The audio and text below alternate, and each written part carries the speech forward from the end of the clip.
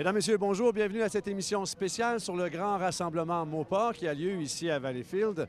Des voitures extraordinaires, des voitures muscle car, on a des voitures antiques, des voitures qui vont vous faire rire aussi, mais surtout, on va rencontrer des passionnés, des gens qui investissent temps, argent dans leurs véhicules et vous allez voir que le résultat est très convaincant. Alors, suivez-nous pour la prochaine demi-heure.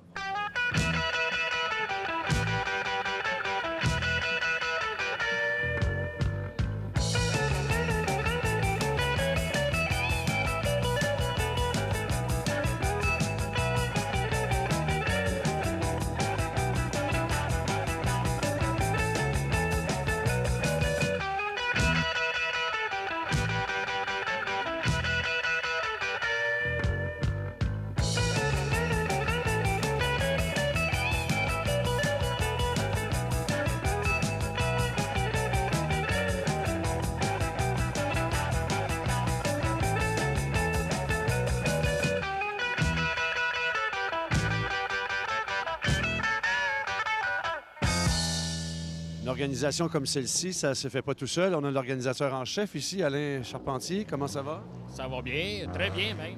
Ben oui, malgré le temps qui est, plus ou moins évident, il y a quand même, la réponse est bonne. Oui. Plusieurs voitures. Présentement, il y en a peut-être 50. Là. Ça veut dire quoi, ce Mopar? Mopar, c'est un vieux logo qui veut dire Motor Parts. OK. Ils ont collé les deux syllabes ensemble pour faire Mopar. Et ça s'appelle les expositions Mopar, tout simplement? Oui, il y en a qui appellent ça tout simplement Exposition Chrysler. Mais Mopar représente autant American Motors que la compagnie Chrysler. OK, parce qu'il n'y a pas juste des Chryslers. Non, il y a des American Motors. Il y a un H par là. Des Pacers aussi. Un Pacer. American Motors, ça, Pacer? Oui. Il y a un AMX. AMX. AMX, Oui, une très belle voiture d'ailleurs. Est-ce que ça fait longtemps que vous êtes là, vous, dans une organisation comme ça? Et écoutez, ça fait 3 ans qu'on fait ça ici à Valleyfield. Le club, ça fait 4 ans que je suis dans le club. Mais le club lui-même existe depuis 25 ans. C'est une passion qui n'est pas donnée, hein? Non, bien, c'est certain, ça coûte très cher. On est des maniaques de voitures. Parce qu'on est dans une ville, ici, à Valleyfield, où il y a les régates. Et là aussi, c'est un sport qui est extrêmement dispendieux, où les gens sont là-dedans beaucoup plus pour le plaisir de faire de la régate que pour faire des sous, parce que c'est pas avec les bourses qui se remboursent. Alors ici, c'est un peu le même contexte, c'est-à-dire que ça prend des gens qui ont une espèce de passion et puis ils investissent là-dedans. Oui, beaucoup même, ça marche par famille. Tu sais, comme moi ici, j'ai mes 2 frères, j'ai mes 2 sœurs, j'ai ma filleule qui m'aide. Et puis, il y en a d'autres aussi qui sont venus, mari et femme, avec chacun leur voiture. Alors, on va continuer à faire notre petite tournée. On va aller voir les véhicules qui sont présents ici. On va essayer de comprendre un peu avec, justement, des passionnés comme vous, Alain, qu'est-ce qui les motive à être ici une journée comme ça. C'est un peu ça l'objectif aussi, c'est de montrer le résultat de son trophée sur lequel on travaille, où on fait travailler énormément. Oui, on appelle ça nos bébés. Oui. Nos bébés, nos voitures, c'est nos bébés. Merci infiniment, félicitations, c'est très bien organisé. Merci. Ça fait plaisir. Non,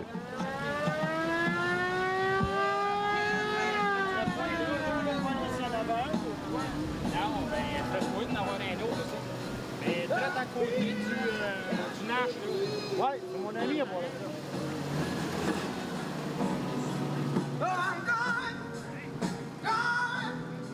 Alors, il y en a pour tous les goûts. Il y a des véhicules plus classiques, des véhicules plus muscle car, mais ici, on a un exemplaire d'un véhicule absolument, d'abord, charmant, mais aussi impressionnant.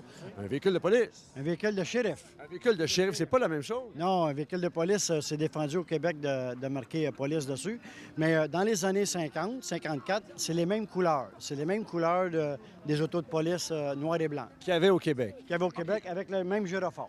OK, alors la seule raison pourquoi c'est marqué shérif, c'est parce qu'on n'a pas le droit de marquer police. Et voilà. Je pensais que ça pouvait être un véhicule de shérif, peut-être américain, qui avait été importé ici, mais non, c'est juste une question là, d'être légal. C'est ça, une question d'être légal. Puis cette auto-là, je l'ai pris dans Beauce, Saint-Georges-de-Beauce.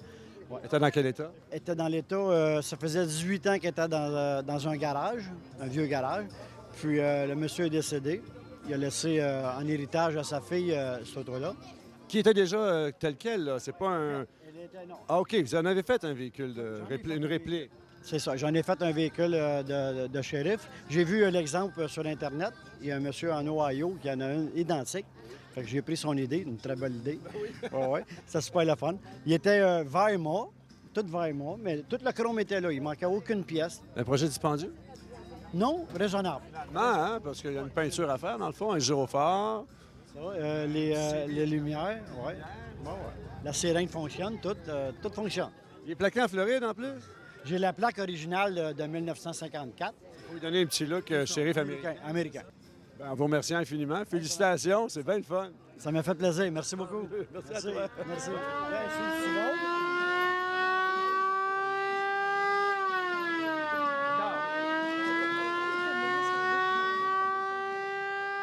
Saviez-vous que Mopar a été créé dans les années 30 et qu'aujourd'hui Mopar identifie des pièces automobiles, mais identifie également tous les modèles Chrysler? Également, le club Canadian Mopar Owners Association existe depuis plus de 25 ans et compte plus de 300 membres. Il regroupe des amateurs de Mopar de toutes les marques de la famille AMC, Chrysler, DeSoto, Dodge, Imperial, Jeep, Nash, Plymouth et Rambler. Le Club Chrysler Québec fait partie des centaines de clubs Chrysler ou Mopar dans le monde et presque tous les États américains possèdent son club Chrysler ou Mopar. Vous pouvez chercher sur le web Mopar.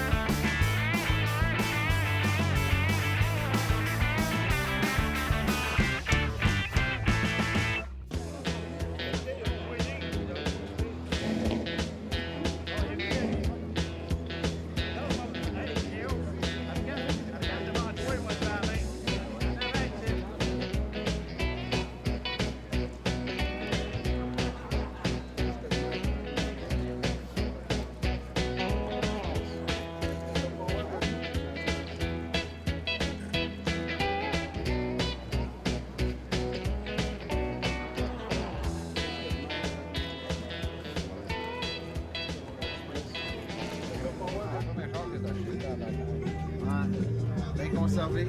On a payé ça 750 pièces. Comment ça vaut, ça? Oui, ça vaut? Ah, ben, j'ai filé 25 000. Ça le vend pas. En compagnie de Roger Leduc, qui a un des modèles de véhicules de l'exposition qui est particulier. Écoutez, c'est une vieille Nash. Oui, je l'ai faite restaurer il y a 2 ans pour l'en mettre le plus belle possible. La lâcher dans quel état? Ah, j'étais un peu abîmé. Moi, je l'ai eu en 2004. Mes enfants m'ont acheté ça. C'est mon auto, c'est l'auto quand je me suis marié. Ah oui? Oui. J'ai eu ça à l'âge de 17 ans. Je l'ai eu pendant 3 ans. Je l'ai changé à un de mes chums, puis il l'a changé. C'est venu à Valleyfield. Après, mes enfants l'ont racheté. Là, moi, je l'ai restauré. Depuis ce temps-là, ben, on a fait notre voyage de noces ensemble, moi et mon épouse. C'est pas évident de trouver des pièces quand même? Non, c'est très facile. Oui, aux États-Unis, là, on les a 2-3 jours après. Toutes les pièces. Comment ça roule? Ça va bien. Ben, ça fait 85 000 à l'heure. En 1000? Oh, oui. Quand même. Ça va très bien. Pas le droit d'aller à cette vitesse-là. Non, tu es trop vite, un peu à 80. Ouais, vous êtes pas un ancien policier, vous? Non.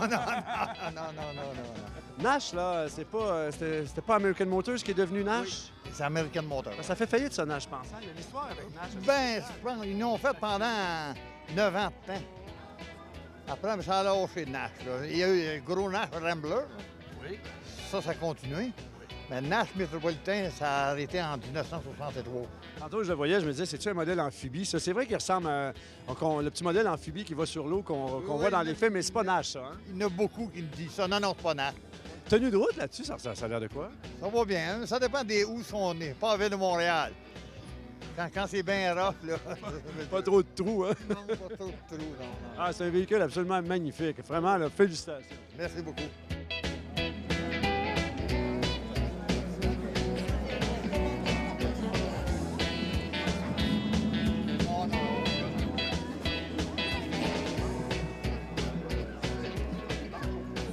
Monsieur Victor Lefebvre, heureux propriétaire d'un Chrysler Impérial de l'année. 1964.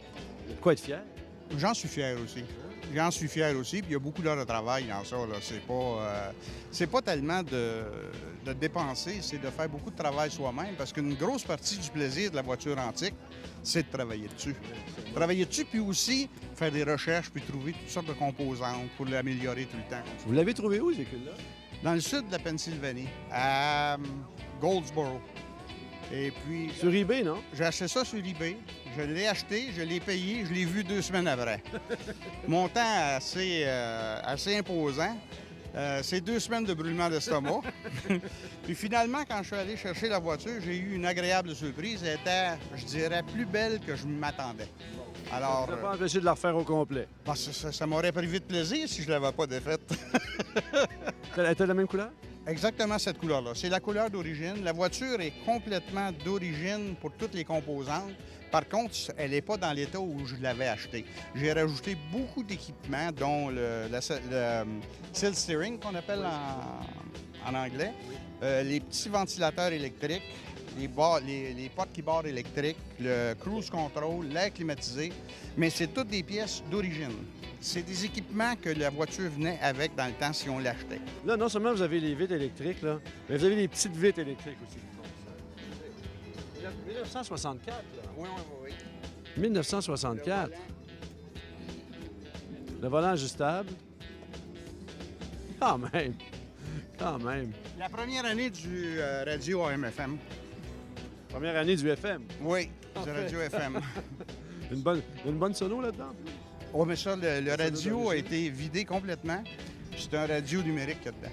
C'est les mêmes boutons de contrôle, mais par contre, l'intérieur, c'est du numérique. Vous avez refait les sièges aussi, non? Oui, mais les sièges étaient quand même beaux, mais c'était du cuir, puis le cuir était un petit peu craqué un craqué. peu.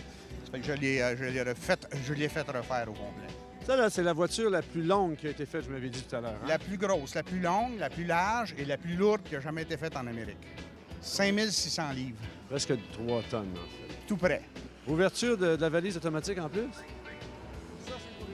Ça, c'est d'origine.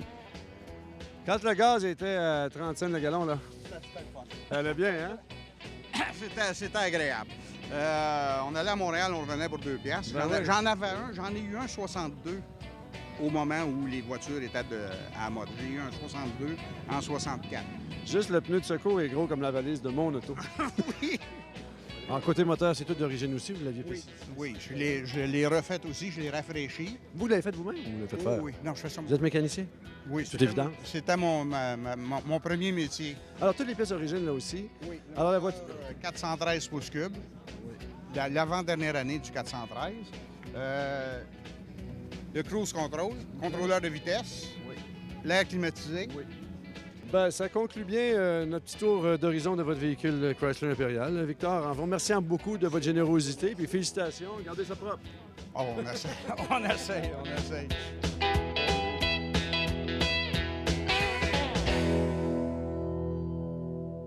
Saviez-vous que Chrysler Corporation a été officiellement fondée le 6 juin 1925? Par contre, des voitures Chrysler étaient déjà fabriquées par Maxwell Motor Company en 1924, pendant que Walter Percy Chrysler, le fondateur de Chrysler Corporation, était alors président de Maxwell. La première voiture Chrysler portait le nom de Chrysler 6. Elle fut la première automobile abordable et la plus puissante de son époque, avec des freins hydrauliques aux 4 roues et un moteur de 6 cylindres. Elle remporta un franc succès avec une production de 32 000 voitures durant la première année. 2 années plus tard, soit en 1926, Chrysler présente sa première voiture luxueuse, l'Imperial 80. On disait qu'elle était la seule voiture américaine de type touring car de son époque, ayant une performance comparable à une voiture sport. En fait, le chiffre 80 indiquait la vitesse maximale que la voiture pouvait atteindre, soit 80 000 à l'heure.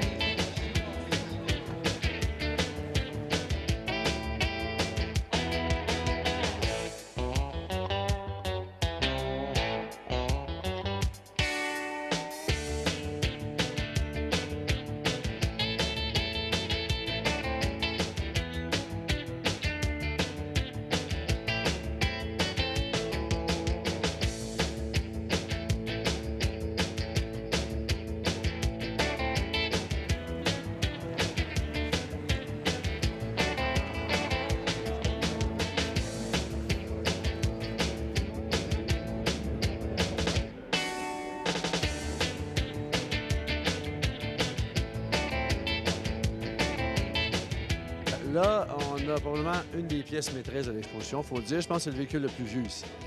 D'après moi, oui. J'ai pas fait le tour encore, là, mais d'après moi, c'était un 1934, un Plymouth. Plymouth, est-ce qu'il y avait un modèle à ce moment-là? 4 portes suicide. Ah oui, parce que les portes ouvrent Oui, oui, par oui. l'intérieur, les Oui, deux. oui, oui. Ça fait longtemps que vous avez ça? Je l'ai eu au mois de novembre l'an passé. Et puis, l'hiver passé, on l'a tout défait en pièces, puis on l'a tout refait. C'était quelle couleur? Il était bleu. Vous avez remonté ça dans l'espace d'un hiver. Oui, monsieur. Il y a beaucoup de véhicules ici qui sont dans les années 60. Déjà, ça peut être problématique de trouver des pièces. 1934. Bien, c'est par rapport que, moi t'ai expliqué, quand je l'ai acheté aux États-Unis, déjà là, le monsieur avait fait l'intérieur, le mécanique était tout fait en neuf, mais l'auto n'avait jamais été peinturée depuis 1934. Fait que moi, j'ai essayé l'auto là-bas, puis il m'a embarqué sur l'autoroute, la 95, avec l'auto. J'en revenais pas. J'ai dit, c'est quasiment incroyable pour un 34 qu'on soit sur l'autoroute 95. C'est une auto qui roule à 75 000 à l'heure sur le chemin. Ben là, c'est quoi, c'est 120, 130. 130, c'est en plein ça. Je force pas. Non, monsieur. Ça va. Moteur d'origine. Moteur d'origine. Oui, monsieur. Vraiment extraordinaire. Hein? Oui, vraiment extraordinaire. On embarque là-dedans, là, puis qu'on conduit, puis tout le monde se retourne. Je capote bien raide, monsieur. C'était-tu bien cher? Un peu.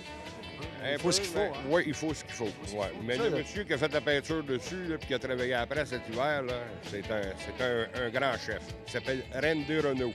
Monsieur Renault, Randy Renault. Oui, puis il demeure à Attleston. Ça vaut la peine de le nommer. Oui, monsieur. Monsieur, mais je le nomme parce que sans lui, l'auto n'aurait pas sorti. Ah, puis la couleur est magnifique, une espèce de gold un peu Oui, crème. oui, oui, oui. C'est vraiment ça. On partit d'un véhicule qui a toutes ses pièces d'origine. Oui. Fantastique. Ben, félicitations, M. Daou. C'est formidable de voir ça. Vous êtes bien gentil, monsieur. Merci infiniment.